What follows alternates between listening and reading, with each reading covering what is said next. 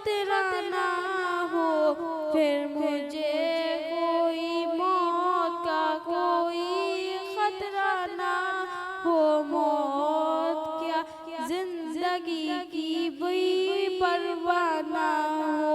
काश सरकार एक बार मुझसे कहे, काश सरकार मुझसे एक बार कहे,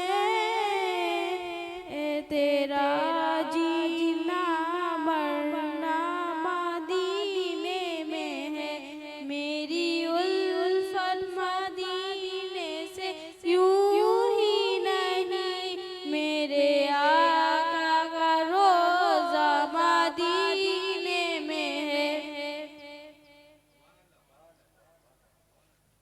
सुभान अल्लाह, सुभान अल्लाह। लिखूं अगर हुजूर के एहसान कम से कम, तो सथा फलक बने मेरा दीवान कम से कम। दरिया दरख्त सब हों कलमदान कम से कम, तब जाके लिखा जाएगा उन्वान कम से कम। और तारीफ उस रसूल की क्या कर सके बशर, बादस खुदा बुजुर्ग कोई किस्सा मुख्तसर।